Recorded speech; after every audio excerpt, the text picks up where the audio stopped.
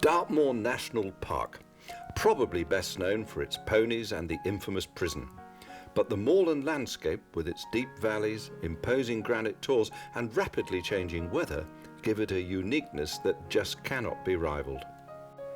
It was here in southwest England that Dartmoor girl, adventurer and photographer Tracey Elliot-Reep grew up on a farm. Being dyslexic, she found overcoming learning difficulties at school very challenging, but subsequently Tracey has courageously embarked on incredible solo journeys with no backup but her horses as companions. How long have you been riding, Tracey? I really remember, but 2 or 3 at least. And then the first long ride I did, well, it wasn't actually that long because it was only 4 days around Dartmoor. Well, this is where I grew up, in this beautiful place. Playing and riding these super Dartmoor ponies. Following my mother's, Elizabeth's, passion for the ponies. I wasn't much good at school because I had difficulty with reading and writing. Yes, when you were very young, nobody else could understand you, but I could. Well, Mum, we got the passion from you.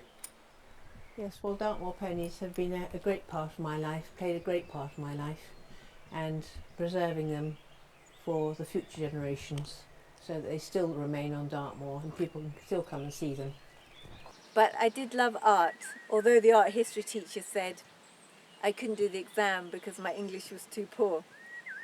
After school I applied to do a fine art degree course, but got turned down, so instead I joined a travelling circus with my sketchbook.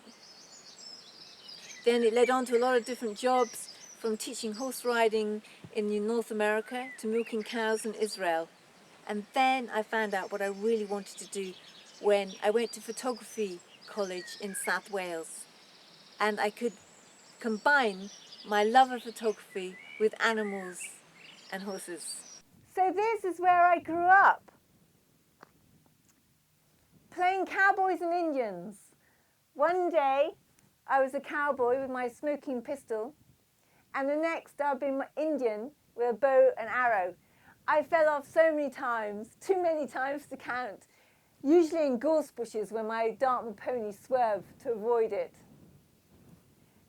I started my business up under Bone Hill there 20 years ago. I lived in a caravan with my Jack Russell dog, and I started with 6 postcards and really not much money at all.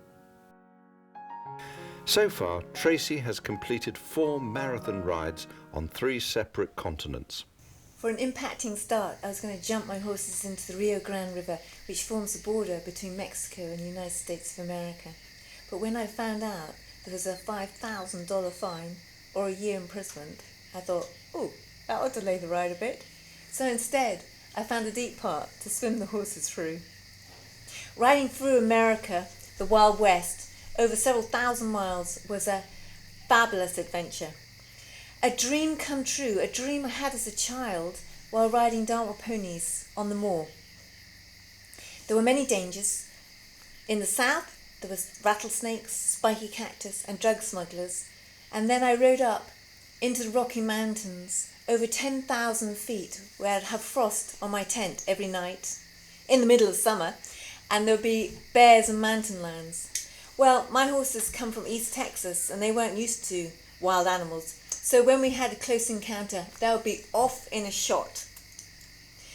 But I still loved it. I loved the adventure. I loved the fabulous scenery and the wonderful people. Hi, this is Callum and Kingsman, who I brought from a Scotsman who said, "You've got enough budget, lassie." And I rode them from the top of Scotland to Land's End. It was great to see some of my own country. Then I had to get back to business to earn enough to go off again, this time to Southern Ireland. I hadn't been to Ireland before. I met many good people, including Jerry from County Cork. I couldn't understand a word he said until I got tuned in. We rode to horse fairs and horse races. It was great fun. The Irish and their horses are famous. As you see, New Zealand is spectacular. I did another ride through New Zealand, this time on 2 palominos. One of them was completely unsuitable because she was so nervous. But when I said no to her, she looked at me and she said, "Please take me." So I did. and she became one of my most loyal horses that I have. She took me through really deep, dangerous rivers in the South Island, and we went on to win a beach race against the Maoris in the North Island. We also won $70 for being the furthest away, and I wasn't sure if it was because we'd ridden from the South Island or that I came from England. Last year, across southern Europe from near Athens all the way to northwest Spain on 2 Greek horses. Would you like to come and meet one of them? Wonderful, yeah. Hey, Joanna! Her and her bay companion Hermes, we travelled all the way across hot Greece, northern Italy, over the Alps into Switzerland, climbing the mountains again into France, down through France, over the Pyrenees and across northwest Spain to Santiago, which is the old pilgrim trail, and then on to Finisterre. It was a pretty tough ride actually, one of the most challenging ones. It was the weather, the heat, the traffic, the huge cities that we had to cross through, and also the language, because every time we went over a little bit of water or across the mountain, we had to speak another language. We've had about 3 or 4 new Dartmoor pony foals this week. Wonderful. So pretty.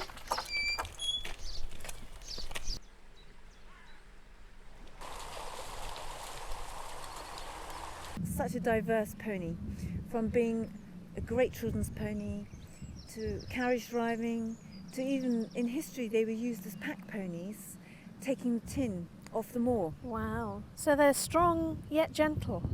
Yeah, they're just perfect for children. They make great cowboy and Indian ponies too.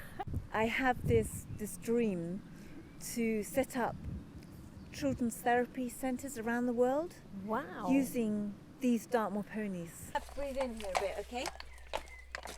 And you can mow my lawn for me. So where next, you may ask? With Tracey, there's always got to be another adventure in sight. Yes, of course, there are always new adventures and dreams to be had. One is to set up Dartmoor pony centres around the world, helping children, and at the same time they'll help the survival of the Dartmoor pony, which is now a rare breed. I believe we've all got a master plan for our lives. Whether we follow it or not, well, that's up to us to decide.